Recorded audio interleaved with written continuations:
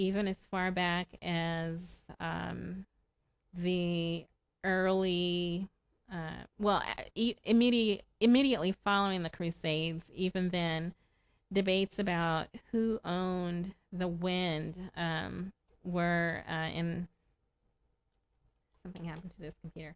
Okay, debates began on who owned the wind and how to tax it, how to control it, and how to own it. So that bureaucracy existed then as now.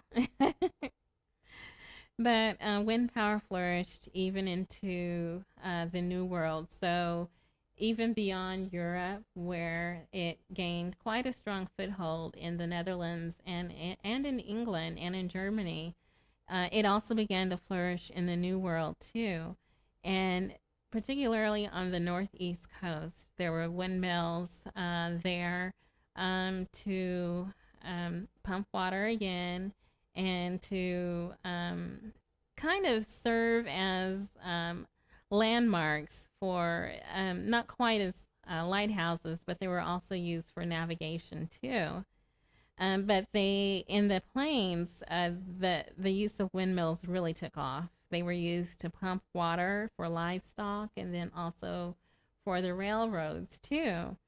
They were used for irrigation and to do, the same kind of grinding of grain and corn, wheat, and even to grind lime, to grind limestone down and to use that. So windmills in North America, I would say through most of the 19th century, were used quite often for the same reason some of them are used now. No transmission lines, and no access to large bodies of water in the plains once you got beyond the Great Lakes.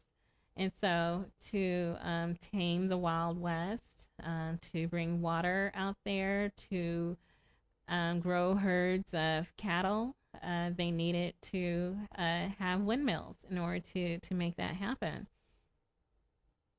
So a lot of farmers did their own windmills. They created their own. Not only did they build their own houses, they built their own barns, and they built their own equipment. And along with that, they actually did build their own windmills. Once upon a time, it was possible to either send away for a do-it-yourself kit or to create your own windmill. And I discovered this during the research that sometimes they even used oil drums to create a homemade windmill that, if it pumps the water, then I like it. And if I like it, then I love it. And so I could show a picture if I, actually I can't.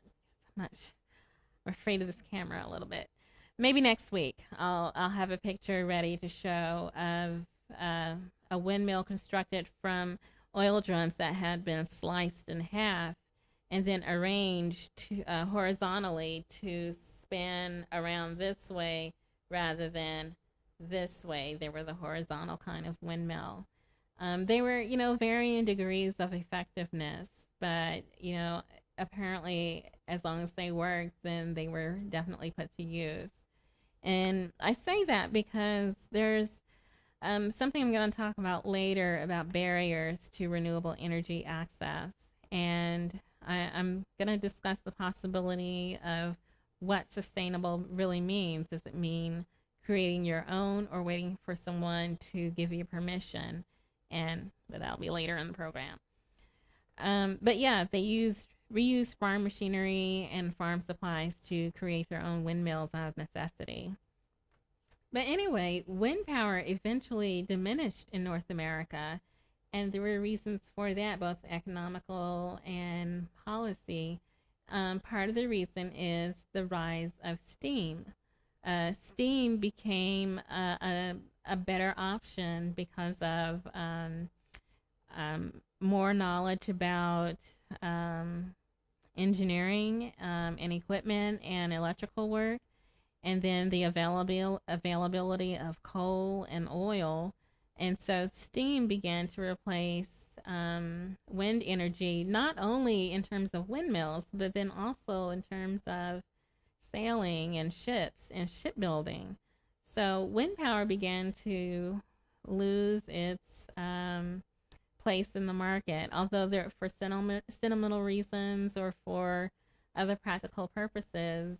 Some people clung to that, but for the most part, if you did a drive across North America, you might see a windmill that's been restored, but someone's living in it. So for sentimental reasons, you might find some of those old time windmills still in existence, but they've been repurposed for something else, either as a museum or as a talking point or showpiece, but it's not operational.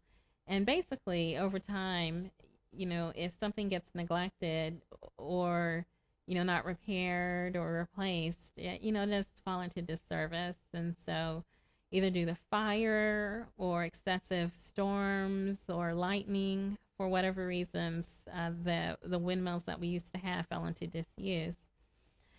I have a quote from Buckminster Fuller, of who I'm very much a fan. I used to live in Chicago, and there was a great exhibit of the work by Buckminster Fuller. This is about 2 years ago at the Modern Art Museum, I think on Michigan Avenue. And it was a huge exhibit, and it just blew my mind to see it. There were so many structures that he created, so many scientific advances or theories that he put forth that haven't been implemented, but probably could and probably should, but for various reasons have been maybe unappreciated or overlooked. But for those of you who are fans of Buckminster Fuller, I don't know when that exhibit's coming back, but it's definitely worth a second look.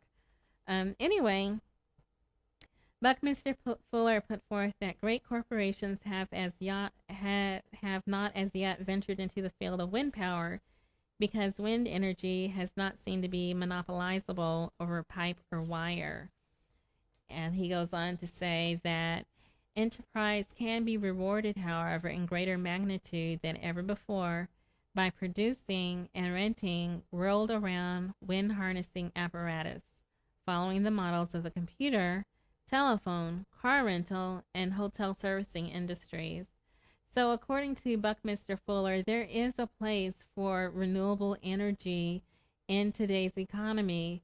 It can be slotted in, and even those who fear renewable, and I'm not going to name names, I will just name categories, perhaps utility companies or politicians who have their strong ties to the utility companies or to fossil fuel industries. There is a way, and there is a time, and there is a place, and there's a method for inserting renewable energy into an existing energy economy. And those corporations who have done the 180-degree turn, I congratulate them for getting ahead of the game.